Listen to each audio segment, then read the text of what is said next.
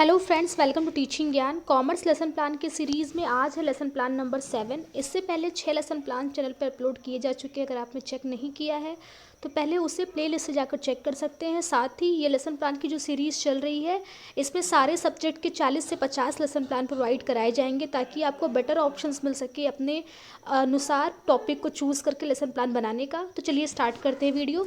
सबसे पहले आपके प्रैक्टिकल फाइल में पाठ योजना नंबरिंग करनी होती है। आपका पाठ योजना संख्या जो है वो आप यहाँ पर लिखेंगे।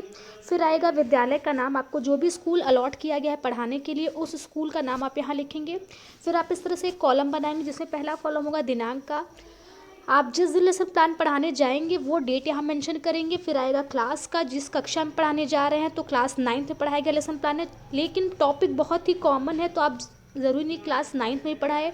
9, 10th, 11th, 12th किसी भी क्लास में आप इसे ईजिली पढ़ा सकते हैं।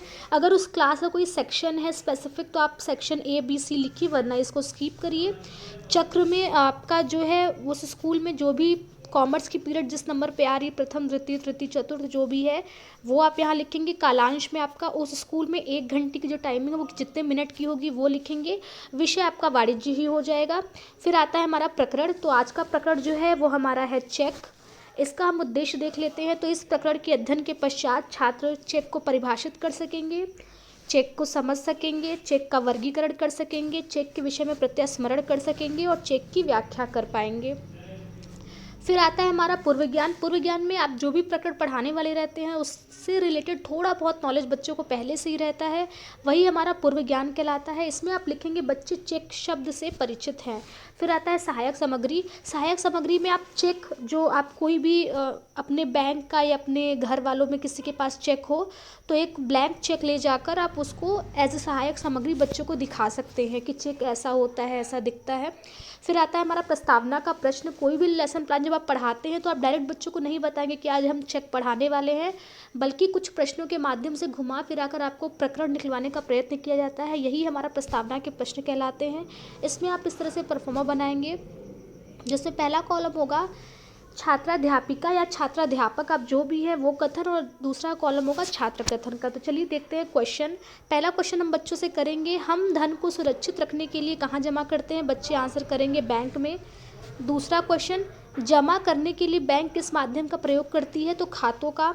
तीसरा प्रश्न, खातों से जमा राशि निकाली कैसी जाती है? तो डेबिट कार्ड, क्रेडिट कार्ड आदि से। तो बच्चे आंसर करेंगे चेक क्या है? तो ये हमारा हम क्वेश्चन करेंगे चेक क्या है, तो बच्चे नहीं बता पाएंगे क्योंकि बच्चों ने चेक के बारे में पढ़ा है नहीं। तो ये प्रश्न हमारा समस्यात्मक हो जाएगा। फिर आएगा हमारा उद्देश्य कथन। यहाँ पर हम बच्चों को बताएंगे कि आज हम चेक के विषय में अध्ययन करेंगे। फिर आएगा शिक्षण अधिगम व्यवस्था। यहाँ से हमारी मेन टीचिंग जो है वो शुरू होती है। यहाँ पर आप इस तरह से कॉलम बनाएंगे शिक्षण बिंदु का, छात्राध्यापक या छात्राध्यापिका कथन, छात्र छात्रा क्रिया या कथन और विधि का। यहाँ पर हमारा पहला शिक्षण बिंदु होगा चेक से आशय। यहाँ पर हम चेक के बारे में थोड़ा जानकारी देंगे बच्चों को कि चेक का अन्य नाम धनादेश है।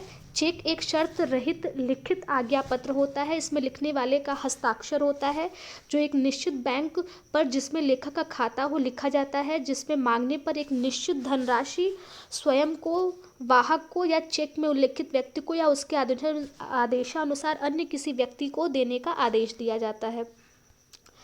इस समय छात्र कथन में छात्र जो है वो ध्यानपूर्वक सुनेंगे और विधि हमारी व्याख्यान विधि हो जाएगी। अब हम इसी से रिलेटेड कुछ प्रश्न जो है वो बच्चों से करेंगे, जिसमें हमारा पहला प्रश्न होगा चेक क्या है? तो बच्चे आंसर करेंगे एक शर्त रहित लिखित आज्ञा पत्र। दूसरा प्रश्न, चेक पर किसका हस्ताक्षर होता है? तो लिखने वाले का। तीसरा प्रश्न, लेखक किसको आदेश देता है? तो बैंक को। चौथा प्रश्न, चेक को परिभाषा दीजिए। तो ये समस्यात्मक है क्योंकि बच्चों को अभी तक आपने चेक की परिभाषा बताई नहीं है, तो यही हमारा अगला टॉपिक होगा। ये सारी विधि जो है क्वेश्चन हमारे प्रश्नोत्तर विधि में चले जाएंगे। फिर यहाँ पर हम चेक की कुछ परिभाषा देखेंगे जिसमें है चेक विनिमय साध्य विलेख अधिनियम की धारा 6 के अनुसार चेक बैंक में रुपया जमा करने वाले व्यक्ति का अपने बैंक के नाम एक लिखित आदेश देता है कि चेक में लिखी हुई धनराशि को उसमें लिखित व्यक्ति या उसके आदेश पर किसी अन्य व्यक्ति या इसके वाहक को मांगने पर प्रदान करे। ठीक है, यहाँ पर हमने चेक की परिभाषा देखी। इसके अलावा हम यहाँ पर देख लेते हैं जो आपकी फाइल होती है लेसन प्लान वाली, वहाँ एक साइड ब्लैंक होता है, एक साइड रूल वाला। तो ब्लैंक साइड पर आप इस तरह से एक चेक का फिगर भी बना सकते हैं, ठीक है। तो ये आप देख लीजिए, इसका एक फिगर भी आप बना सकते हैं। उसके बाद यहाँ पर हम फिर क्वेश्चन करेंगे बच्चों से कि चेक किस अधिनियम के तहत लिखा जाता है। तो विनिमय साध्य विलेख अधिनियम। चेक विनिमय साध्य विलेख अधिनियम की किस धारा के अंतर्गत लिखाता है? तो धारा 6। कि व्यक्ति बैंक को क्या देने का आदेश देता है? तो लिखित धनराशि उल्लिखित व्यक्ति या वाहक को देने का आदेश देता है। और चेक के क्या लक्षण है? तो ये समस्यात्मक है और यही हमारा अगला पॉइंट हो जाएगा। तो यहाँ पर हम चेक के लक्षण देखेंगे। तो चेक के लक्षण में हम देखेंगे कि चेक की परिभाषा के आधार पर उसमें लिखित लक्षण पाए जाते हैं। यह एक लिखित आज्ञा पत्र होता है, शर्त रहित होता है, विशेष बैंक पर लिखा जाता है, तिथि अवश्य लिखी होती है, लेखक के हस्ताक्षर होते हैं जो स्व हस्ताक्षर के नमूने से मिलना चाहिए, भुगतान की जाने वाली राशि अंकों में और शब्दों में लिखी होती है, भुगतान सदैव मांगने पर किया जाता है, भुगतान लिखित व्यक्ति के आदेशानुसार किसी अन्य व्यक्ति या वाहक को किया जाता है। तो इस तरह से हमने बताया। यहाँ पर छात्र क्रिया में छात्र ध्यानपूर्वक सुनेंगे और विधि हमारी व्याख्यान विधि हो जाएगी। अब हम फिर से इससे रिलेटेड कुछ विकासात्मक प्रश्न है जिसे बोध के प्रश्न कहते हैं वो करेंगे। तो पहला प्रश्न करेंगे कि चेक कैसे आज्ञा पत्र है। तो बच्चे आंसर करेंगे लिखित आज्ञा पत्र है। विधि हमारा सारा प्रश्न प्रश्नोत्तर विधि में जाएगा। दूसरा, चेक किस पर लिखा जाता है? तो विशेष बैंक पर लिखा जाता है। तीसरा प्रश्न, भुगतान की जाने वाली राशि कैसे लिखी होती है? तो यहाँ पर देखिए छूट गया, यहाँ पर शब्दों और अंकों, यहाँ पर शब्द ऑब्लिक करके अंक दोनों में लिखी होती है। तो यहाँ पर आप दोनों लिखेंगे, ठीक है। तीसरे क्वेश्चन का आंसर। चौथा, चेक का भुगतान कब होता है? तो मांगने पर होता है। और चेक में के कितने पक्षकार होते हैं? तो ये हमारा समस्यात्मक हो जाएगा और यही हमारा अगला पॉइंट हो जाएगा। तो चेक के पक्षकार में चेक के 3 पक्षकार होते हैं, लेखक, देनदार और लेनदार। यहाँ बच्चे ध्यानपूर्वक सुनेंगे, विधि हमारी व्याख्यान विधि हो जाएगी। अब हम देख लेते हैं लेखक क्या होता है, देनदार क्या होता है और लेनदार क्या होता है। तो लेखक वह व्यक्ति होता है जो चेक लिखता है तथा बैंक को भुगतान करने का आदेश देता है, यह अहर्ता भी कहते हैं इसे। देनदार यह वह व्यक्ति होता है जिसे चेक का भुगतान करने के लिए कहा जाता है, इसे अहर्ती भी कहते हैं। और लेनदार वह व्यक्ति होता है जिसका नाम चेक पर लिखा होता है, ये अदाता नाम से भी जाना जाता है, ठीक है। तो यहाँ पर हमने तीनों के बारे में समझा। अब हम फिर इससे रिलेटेड कुछ प्रश्न करेंगे, जिसमें पहला प्रश्न होगा, देनदार कौन होता है? तो बैंक। जिसके नाम चेक लिखा जाता है उसे अन्य किस नाम से जाना जाता है? तो अहर्ता या लेनदार। लेखक क्या आदेश देता है? तो भुगतान करने का आदेश देता है। चेक लिखते समय कौन सी बातों का ध्यान रखना चाहिए? तो ये हमारा समस्यात्मक हो जाएगा और यही हमारी अगली शिक्षण पॉइंट हो जाएगी। और ये सारे प्रश्न हमारे प्रश्नोत्तर विधि में जाएंगे। तो चेक लिखते समय ध्यान देने योग्य बातें, अब हम इसे देखते हैं। तो चेक लिखते समय विशेष सावधानियां रखनी चाहिए, क्योंकि थोड़ी सी भी भूल होने पर बैंक का भुगतान करने से मना कर सकती है, जिसका व्यापारी की साख पर बुरा प्रभाव पड़ता है। तो व्यापारी को निम्नलिखित बातों का विशेष ध्यान देना चाहिए। यहाँ पर छात्र ध्यानपूर्वक सुनेंगे, विधि हमारी व्याख्यान विधि हो जाएगी। तो इसमें पहला है तिथि का, सबसे पहले डेट का ध्यान रखना चाहिए। तो चेक 6 माह तक ही वैध रहता है और आगे की तारीख पर चेक भी भुगतान नहीं किया जाता था, तारीख का ध्यान रखना चाहिए। फिर है पाने वाले का नाम। तो चेक पर स्पष्ट शब्दों में पाने वाले का नाम लिखा जाना चाहिए और श्री या मिस्टर नहीं लगाना चाहिए। तीसरा होगा धनराशि। चेक पर धनराशि ऐसी लिखी जानी चाहिए जिसे परिवर्तित न किया जा सके। धनराशि को अंक और शब्द दोनों में लिखना चाहिए और मात्र या ओनली लिख देना चाहिए धनराशि लिखने के बाद। फिर हस्ताक्षर। तो चेक पर वही हस्ताक्षर करना चाहिए जो नमूना बुक करते समय किया हो। परिवर्तन, यदि चेक में कोई परिवर्तन किया गया है तो लेखक के हस्ताक्षर अवश्य होने चाहिए। तो ये हमने देखा।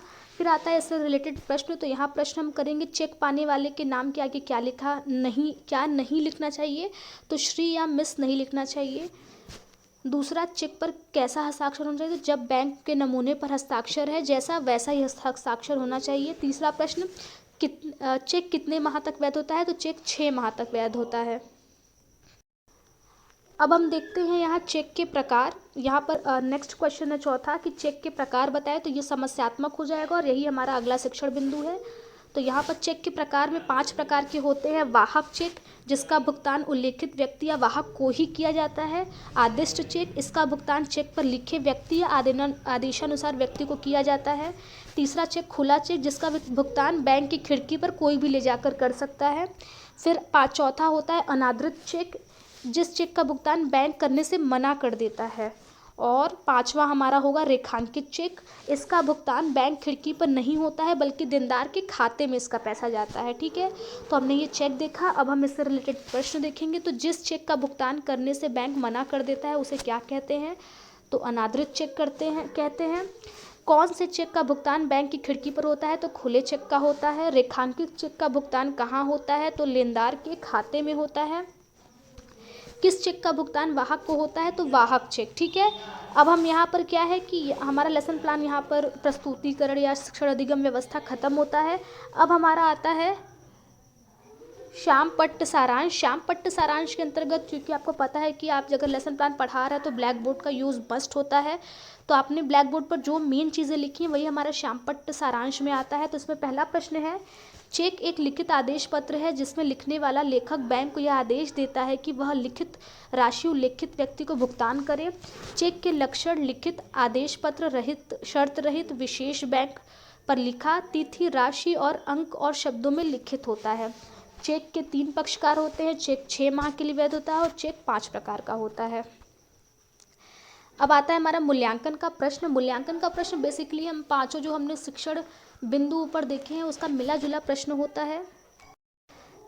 जैसा कि नाम से स्पष्ट है मूल्यांकन, तो ये बच्चों के मूल्यांकन के लिए होता है कि जो हमने बच्चों को पढ़ाया वो कहाँ तक उनको समझ में आया, कहाँ तक नहीं समझ में आया, उसकी जांच के लिए होता है। इसमें पहला प्रश्न देखेंगे तो चेक किस अधिनियम के अंतर्गत आता है। दूसरा, चेक के 3 पक्षकार के नाम बताइए। चेक कितने माह के लिए वैध होता है, चेक का भुगतान कब होता है और लेखक किसको भुगतान करने का आदेश देता है। तो ये हमारा 5 मूल्यांकन का प्रश्न हो गया। लास्ट में आता है हमारा दत्त कार्य। ठीक है, दत्त कार्य यानी होमवर्क। इसमें आप बच्चों को वही होमवर्क देंगे जो आपने पढ़ाया है। तो इसमें पहला होमवर्क होगा चेक के कितने प्रकार होते हैं और दूसरा होमवर्क होगा चेक के सभी प्रकारों के नाम लिखिए। तो फ्रेंड्स, इस प्रकार से कॉमर्स का एक और लेसन प्लान खत्म होता है। इस लेसन प्लान से रिलेटेड अगर आपको कोई डाउट है तो आप कमेंट करके पूछ सकते हैं। साथ ही अगर आपको बीएड 3rd सेमेस्टर या बीएड के किसी भी सेमेस्टर से रिलेटेड कोई भी डाउट है तो आप कमेंट करके हमसे पूछ सकते हैं। Till then, thank you for watching teaching Gyan. Keep studying and keep growing.